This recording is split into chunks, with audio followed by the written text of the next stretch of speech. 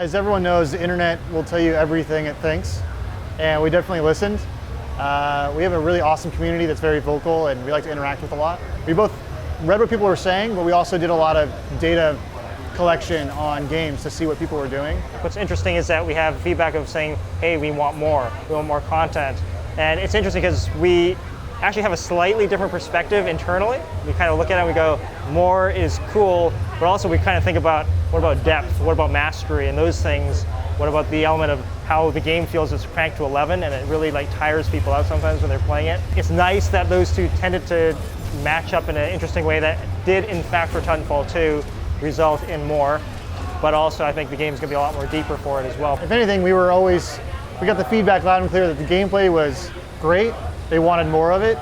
And one of the decisions we made on the first game was to have the leveling progress go really quick. So it's not a very grindy game. And the thought process behind it was all the weapons and abilities in Titanfall are so unique that if you don't have all of them at your disposal, you're gonna probably not feel like you are adequately equipped. So we shortened the leveling time, and that made people burn through the content real quick. So people like filling bars. They like making numbers go up for reasons that are meaningful to them. So the progression system for Titanfall 2 is much different as a result. How so? We're not really talking about it, but essentially the way you level up in an FPS has stayed the same since Modern Warfare 1, which lead designer on Titanfall 2, Todd Alderman, he was the lead multiplayer designer on Modern Warfare 1, and so he's spent a lot of time trying to figure out how we're going to make progression an interesting and innovative thing now. So yeah, Todd is the guy who came up with that whole progression thing that everyone basically copies. So he's the guy who came up with that. So it's really awesome to have him on the team and developing the next iteration. Under the general philosophy of people like to see bars go up. Yeah. Give them more bars. Yeah. And on a note, on that note of more weapons, more abilities, and that sort of thing, I want to make it clear that more doesn't just mean copy paste.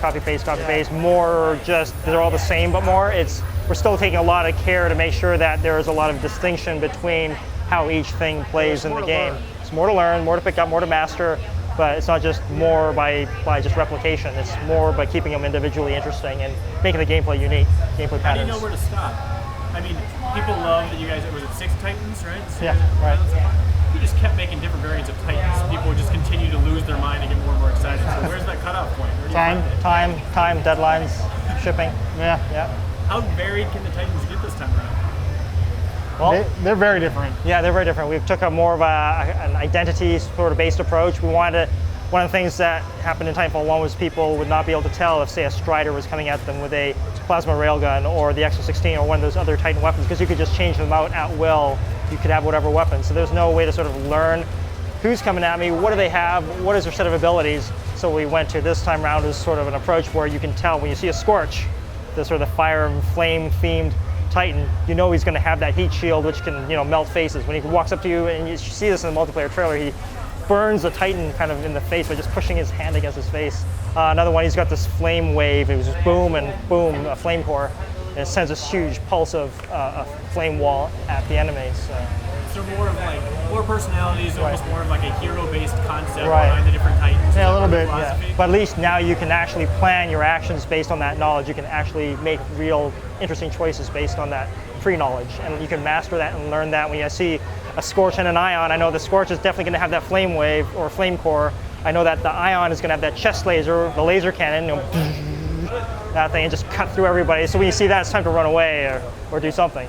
It's also important to note that there are choices you make on each Titan. It's not completely set in stone as to what you have, but their core abilities, their weapon, those are things that are bespoke to them.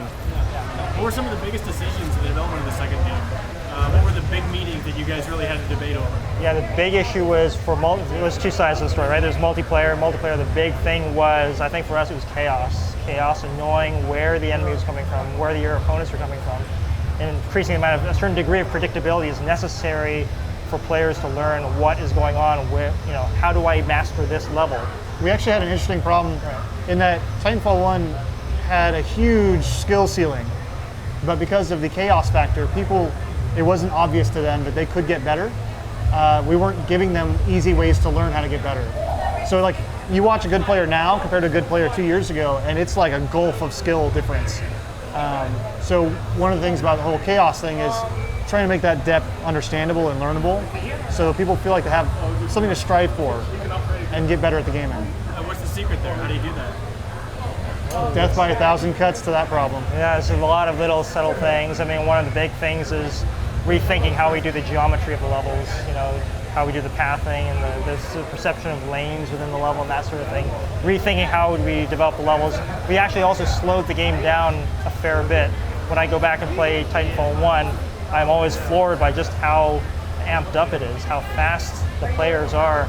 I understand that it might disappoint some players who are coming back to the game from Titanfall 1, but I think overall the change is healthy for the game. It's a good design decision.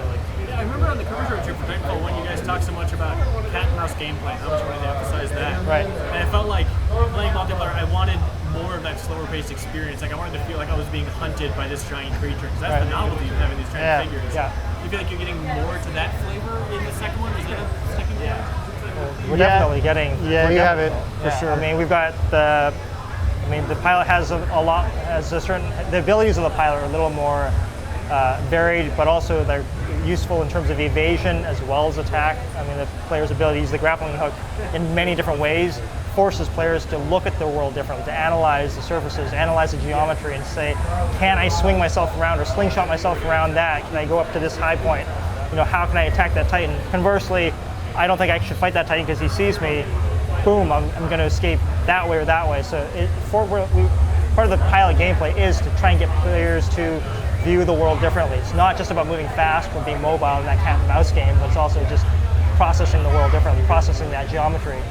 Ideally, once players mastered playing a pilot, they walk down the street in real life and they go, oh, there's a wall run path there. Oh, I can slide under that mouse hole over there. And they start looking at, if we do that, if we accomplish that, then we've succeeded. Yeah, for sure. So can you talk about how the team's changed since Titanfall 1? Have you guys grown quite a bit? Are you still in the same studio? What's going on with you guys? Yeah, the team's grown a little bit, not drastically. I think we shipped the first game with about 70, 75 developers, and I think we're about 90, 95. So just on the Titanfall team? Yeah, just on Titanfall. We do have another team that we announced was working on a different game. That's a totally separate team. They're still small. They're trying to hire up a bunch of positions. But yeah, it's the majority of the same people. We beefed up a lot of artists because this game is big. Got to fill with a lot of really gorgeous art. A couple new designers. Got some guys fresh out of Digipen that have been awesome. Yep. So yeah, it's same guys for the most part. How the hell are you guys tackling a single player campaign with not that much bigger of a team? Is these sequels are that much easier? You just cut sleep out and they're okay. Yeah, I mean, the team comparatively compared to when I worked on the Modern Warfare 1 and 2 games, the team is actually not that different in size from when we developed and shipped those games. So it's a case of prioritizing and trying to figure out what's important. That was one of the big challenges for single player, was actually figuring out what is the proportion of being a pilot, what is the proportion of being a Titan, and that sort of thing. I've seen some concern that we're not only hosting our servers via Microsoft's cloud this time. We're using Google and Amazon as well as normal bare metal dedicated servers. And people are worried because Titanfall 1 ran so smoothly. And we're only doing that because we want an even more smooth experience for everyone, more reliability, lower pings. Like, we're only doing it to make the experience better. We're not doing it from any weird licensing, marketing, first party, money hat. Like, that was not a part of it at all. We set out to have the most reliable, robust, smooth back end possible. Matchmaking is like priority number one for multiplayer. It's the critical thing that good design is one that functions first and foremost, and that's what's so critical to us about multiplayer, and making sure the infrastructure, everything's there, and that it just works. Play, you don't even notice, it just works.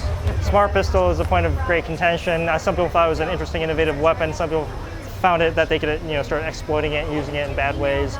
All I can say is that the smart pistol is returning. However, we're making significant changes to it so that the experience is much better for everybody. But still kind of fun and feeling like it's overpowered. Yeah, we'll see. But we're definitely making changes. That much is absolutely certain. So what's your best case scenario for when this game launches? It works and people are having fun. That's why we do it. That people, and for multiplayer, that they keep playing it and keep discovering new things, and they start seeing the world differently. And for a single player, that they really sort of enjoy the emotional element of the story.